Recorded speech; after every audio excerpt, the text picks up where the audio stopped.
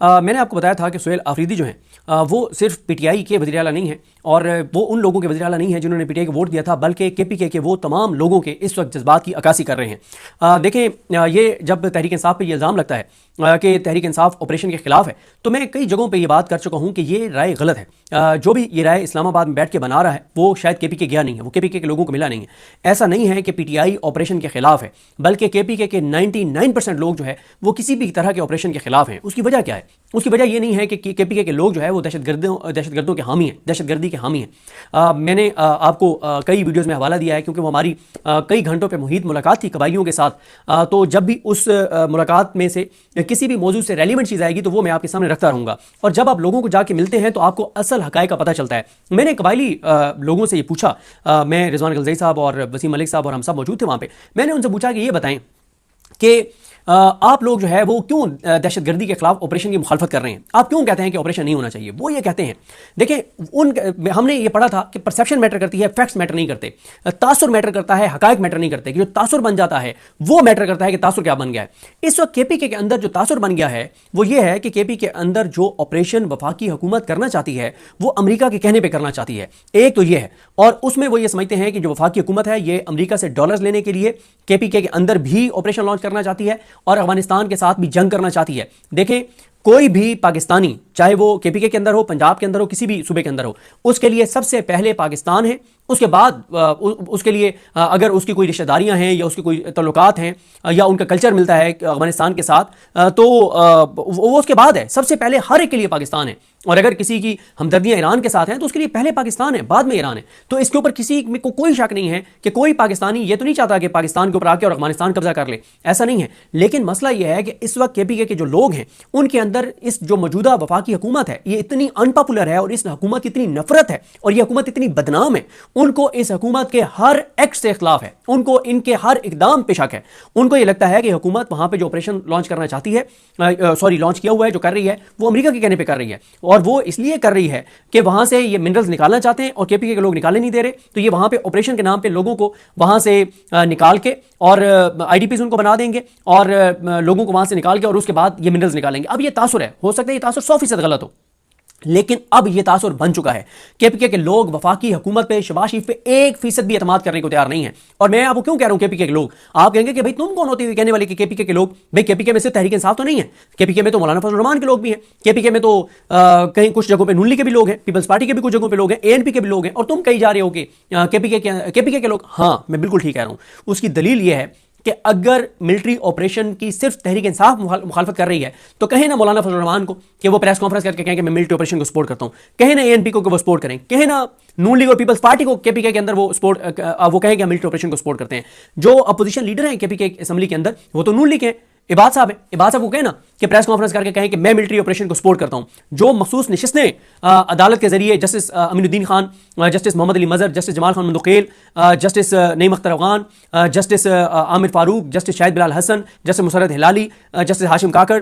Justice Ali Baqar Najafi, Amir Farooq, इन सारों के जरिए जो मखसूस नशिस्तें पीटीआई के हक की मौलाना फजल रहमान, नून लीग, पीपल्स पार्टी, एएनपी में तकसीम करवाई गई केपीके के अंदर, वो जो मखसूस नशिस्तों वाले एमपीएस हैं उन्होंने हल्कों में तो नहीं जाना ना। उनको कहें कि एक प्रेस कॉन्फ्रेंस करने का मिलिट्री ऑपरेशन के साथ है, उनको कहें एक ट्वीट एक कर दें कि हम मिलिट्री ऑपरेशन के साथ हैं, ऐसा नहीं है। यह तासुर गलत है कि पीटीआई ऑपरेशन के खिलाफ है, नहीं, केपीके के लोग ऑपरेशन के खिलाफ हैं। और उनके अंदर यह बहुत सख्त एक ओपिनियन पाई जाती है कि केपीके के अंदर जो ऑपरेशन है वो अमेरिका की खुशनुदी के लिए किया जा रहा है, मिनरल्स निकालने के लिए किया जा रहा है, और पाकिस्तान अगर अफगानिस्तान के साथ लड़ रहा है तो वो भी अमेरिका की इमा पे लड़ रहा है। यह परसेप्शन है, मैं बार बार कह रहा हूं, हो सकता है यह परसेप्शन 100% गलत हो, लेकिन अब यह परसेप्शन बन चुकी है। और इस परसेप्शन को कौन चेंज कर सकता है? एक ही शख्स है, और जिसका नाम है कैदी नंबर 804 इमरान खान। लोग उसकी बात पे एतमाद करते हैं। अच्छा, एक तो यह बात है।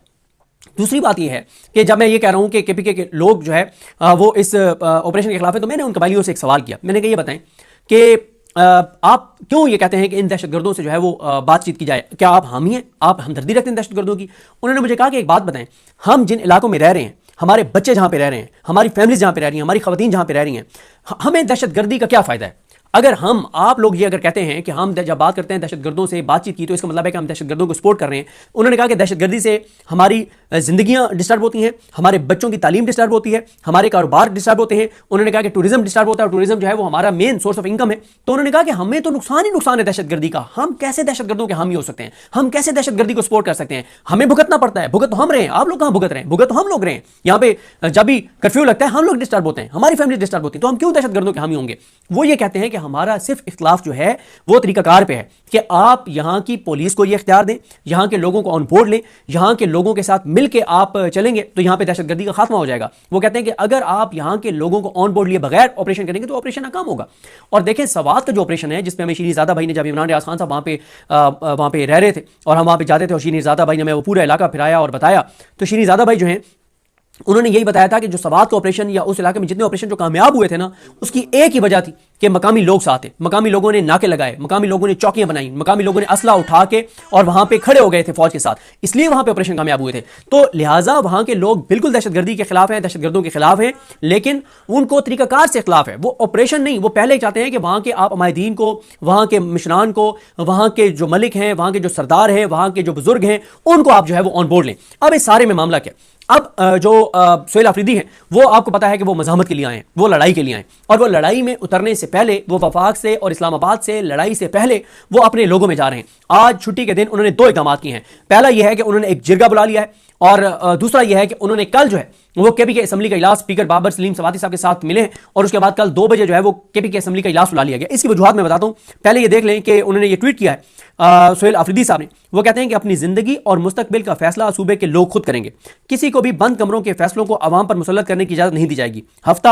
बरोज हफ्ता 25 अक्टूबर जिला खैबर तहसील बाड़ा में तमाम सियासी वाबस्तगियों से बालातर होकर कबायली इमायदीन, मिशनान और नौजवानों का बड़ा अमन जिरगा मुनक्किद किया जाएगा। अब देखें, जिरगे तो कुछ अली मीन गंडापुर साहब ने भी किए थे, लेकिन उसके पीछे बदनीयती थी, उसके पीछे नेक नियति नहीं थी, क्योंकि उन्होंने जो जिरगे किए थे वो मिशनान को, वहां के बड़ों को ट्रैप करने के लिए, धोखा देने के लिए किया था। लेकिन सुहेल आफरीदी इस लम्हे तक, आगे वो क्या करते हैं वो अल्लाह की जात बेहतर जानती है, इस लम्हे तक वो नेक नियति के साथ जिरगे बुला रहे हैं। और वो जिरगे क्यों बुला रहे हैं, जो लोग केपीके के नहीं है उनको मैं बता दूं कि वहां जिरगों की इंपॉर्टेंस यह है कि वहां पर बगैर किसी मजहब मसलक के,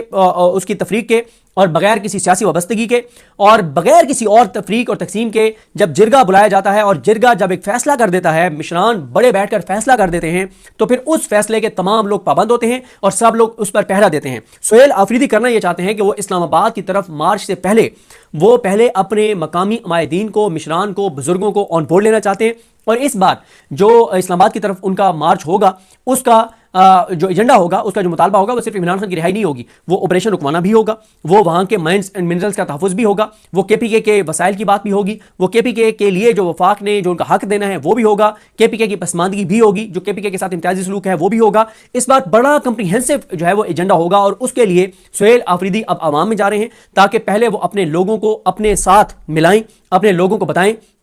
कि मैं जो लड़ाई लड़ रहा हूं वो आपकी लड़ाई लड़ रहा हूं। इस वक्त पूरा केपीके, चाहे उन्होंने वोट किसी भी जमात को दिए हों, वो सुहेल आफरीदी के पीछे इसलिए खड़े हैं कि उनको सुहेल आफरीदी की नज़र में अपने आने वाली नस्लों का मफाद नजर आ रहा है, अमन नजर आ रहा है, उनको वो चीज़ें नजर आ रही हैं जो केपीके के लोग चाहते हैं। तो इसलिए उनको नजर ये आ रहा है कि 25 को उनको बड़ा भरपूर वेलकम मिलेगा कबायली इलाकों में, और वो जो कबायली इलाके के अमायदीन को बुला रहे हैं, जो लोगों को बुला रहे हैं, एक तो उनके सामने रखेंगे कि इमरान खान क्या चाहते हैं, उस पर उनसे डिस्कशन करेंगे, उनसे मशवरा करेंगे। वैसे ये जाहिर है हमारा दीन भी ये कहता है कि आप मशवरा करें, आप सब लोगों को एतमाद मिले, वो लोगों को एतमाद में लेंगे, जिरगे में अपना मौका पेश करेंगे, जिरगे वालों को सुनेंगे, और जब एक बार जिरगा फैसला कर देगा तो फिर वो लोग उस पर पहरा देंगे, और फिर जब सुहेल आफरीदी इस्लामाबाद के लिए निकलेंगे तो सिर्फ पीटीआई उनके साथ नहीं होगी, कबायली अमायदीन भी उनके साथ होंगे, कबाइल के लोग भी उनके साथ होंगे, केपीके के वो लोग भी उनके साथ होंगे जिन्होंने वोट पीटीआई को नहीं दिया था, और इसीलिए वो आवाम में उतर रहे हैं, इसलिए वो आवाम में जा रहे हैं, इसलिए वो आवाम को एतमाद में ले रहे हैं, ताकि कल को जब भी वो स्टेप लें तो उस स्टेप में पूरे केपीके के लोग जो है वो उनके साथ ऑन बोर्ड हो। और दूसरा, वो वफाक के ऊपर दबाव बढ़ाना चाहते हैं, वो बताना चाहते हैं कि केपीके के लोग उनके साथ हैं, केपीके के सेंटीमेंट्स उनके साथ हैं,